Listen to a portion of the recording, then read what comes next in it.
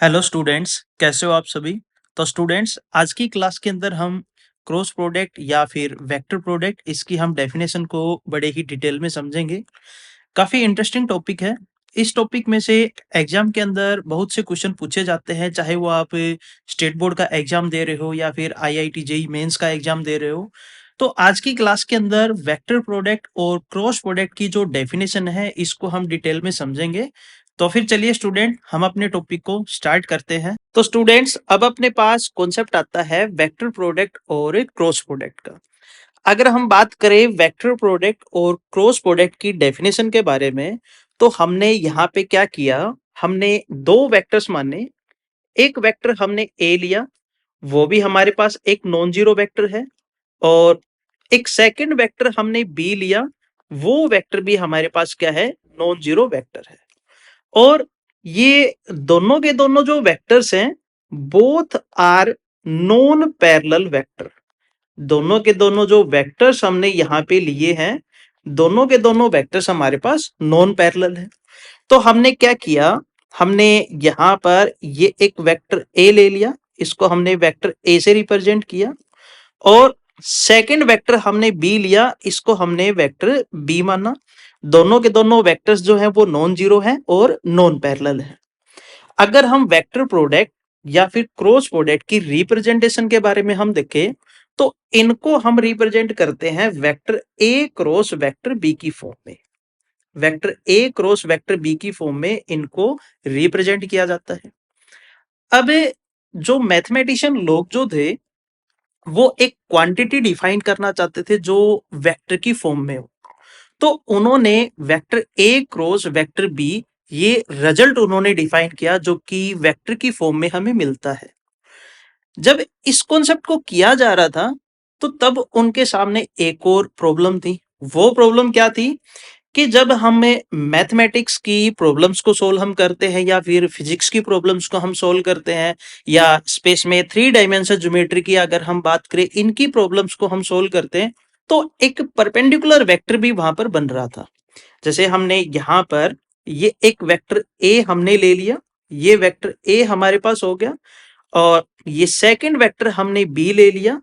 दोनों के दोनों नॉन जीरो वेक्टर हैं, और इन दोनों वेक्टर्स के परपेंडिकुलर एक वेक्टर बन रहा था।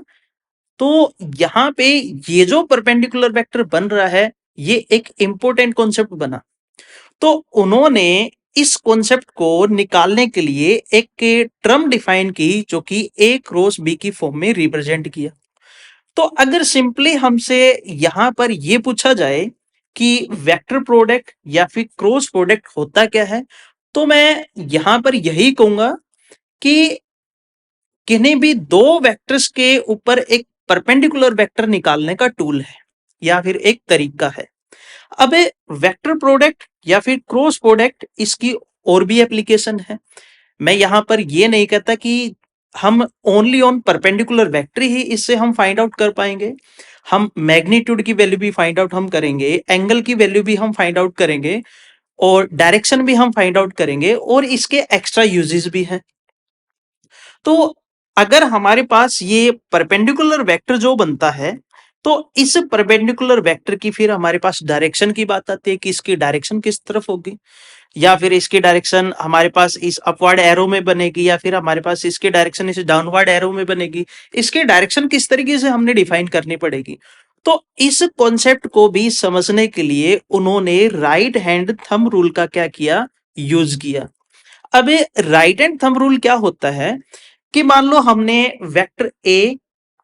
वेक्टर ए और वेक्टर बी, इन दोनों का क्रॉस प्रोडक्ट करना है, और क्रॉस प्रोडक्ट हमारे पास ये रिप्रेजेंट करता है कि परपेंडिकुलर वेक्टर को। तो हमने vector A cross vector B निकालना है, तो हमने अपनी जो उंगलियां हैं उनको वेक्टर ए से वेक्टर बी की तरफ हमने क्या करनी पड़ेगी, मूव करनी पड़ेगी। और हमारे पास थंब की जो डायरेक्शन होगी, चाहे वो किसी भी डायरेक्शन में हो, उसी डायरेक्शन में हमारे पास वो परपेंडिकुलर वेक्टर हमें मिल जाएगा। तो हमारे पास जो रिजल्ट बनता है क्रॉस प्रोडक्ट डिफाइन करने का, वो रिजल्ट हमारे पास क्या बना, vector A cross vector B is equal to magnitude of vector A into magnitude of vector B into sine theta into N cap. तो यहां पे थीटा जो है, theta is the angle between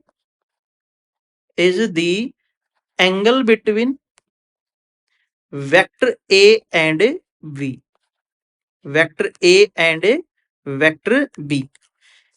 और यहां पे magnitude of vector A magnitude of vector B into sine theta is represent the magnitude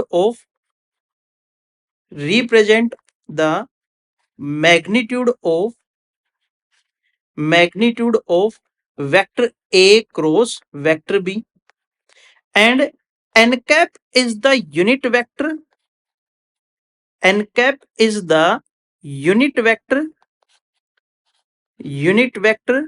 perpendicular to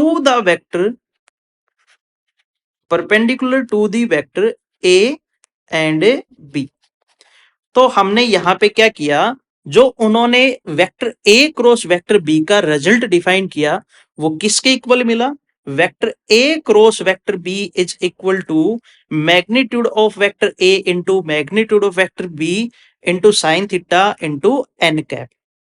तो इस रिजल्ट का यूज करके हम यहाँ पे किन्हीं भी दो वेक्टर्स के परपेंडिकुलर जो वेक्टर बनता है उसकी वैल्यू हम फाइंड आउट करेंगे, या फिर हम वेक्टर ए और वेक्टर बी के बीच में जो एंगल बनेगा थीटा जो बनेगा उसकी वैल्यू भी हम यहाँ पे फाइंड आउट करेंगे। हम मैग्नीट्यूड की वैल्यू भी फाइंड आउट हम करेंगे, हम यूनिट वेक्टर की वैल्यू भी हम यहाँ पे क्या करेंगे, फाइंड आउट करेंगे। तो वेक्टर प्रोडक्ट और क्रॉस प्रोडक्ट के कुछ और इंपॉर्टेंट कॉन्सेप्ट आते हैं, उन कॉन्सेप्ट को भी हम समझते हैं। तो यहाँ पे पहला कॉन्सेप्ट क्या बनता है, हमने दो वेक्टर लिए हैं, एक वेक्टर हमने ए लिया और सेकंड वेक्टर हमने क्या लिया है, बी लिया है। अगर इन दोनों वेक्टर्स में से या तो हमारे पास वेक्टर ए जो है वो एक नल वेक्टर हो या फिर जीरो वेक्टर हो, या फिर हमारे पास वेक्टर बी जो है ये वेक्टर बी हमारे पास नल वेक्टर हो या फिर ये जीरो वेक्टर हो, तो इस केस के अंदर अगर हम vector A cross vector B हम डिफाइन करेंगे तो vector A cross vector B हमारे पास क्या होगा, जीरो के इक्वल आएगा। और जब vector A cross vector B zero के इक्वल होगा तो उस केस के अंदर जो हमारे पास एन कैप जो वेक्टर बनता है, यूनिट वेक्टर जो बनता है, वो यूनिट वेक्टर हम यहाँ पे डिफाइन नहीं कर पाएंगे, हम परपेंडिकुलर वेक्टर हम नहीं निकाल पाएंगे। सेकंड केस क्या बना, जब हमने अपने टॉपिक को स्टार्ट किया था तब हमने वहां पे ये कॉन्सेप्ट लिया था कि दोनों के दोनों जो वेक्टर्स हैं both are non parallel vectors, दोनों के दोनों वेक्टर्स हमने नॉन पैरेलल लिए थे। तो अगर हम इस केस को लेके चले कि वेक्टर ए और वेक्टर बी दोनों के दोनों जो वेक्टर्स हैं ये वेक्टर हमने पैरेलल वेक्टर माने, तो अगर इन दोनों वेक्टर को हम पैरेलल लेंगे या फिर इन दोनों वेक्टर को हम कोलिनियर हम लेंगे, एक ही लाइन पे लाई करना, वो हमारे पास क्या है, पैरेलल वेक्टर की ही डेफिनेशन हमारे पास डिफाइन होती है। तो उस केस के अंदर थीटा की वैल्यू या तो हमारे पास 0 डिग्री मिलेगी या फिर हमारे पास मिलेगी 180 डिग्री, या फिर हम इसको पाई भी हम बोल सकते हैं। तो इस केस के अंदर भी हमारे पास जो vector A cross vector B जो रिजल्ट हमारे पास आएगा इसकी वैल्यू जो हमें मिलेगी वो एक नल वेक्टर की फॉर्म में मिलेगी या फिर जीरो वेक्टर की फॉर्म में मिलेगी। तो इस केस के अंदर भी जो एन कैप हम निकालेंगे, यूनिट वेक्टर जो हम निकालेंगे, इसको भी हम डिफाइन नहीं कर पाएंगे। तो इन सभी कॉन्सेप्ट को हम आगे आने वाली क्लासेस के अंदर डिटेल में हम समझेंगे। तो फिर स्टूडेंट आज की क्लास के अंदर बस इतना ही। आई होप जो वेक्टर प्रोडक्ट या क्रॉस प्रोडक्ट की जो डेफिनेशन आज हमने समझी है वो आपको बड़े ही अच्छे से समझ में आई होगी।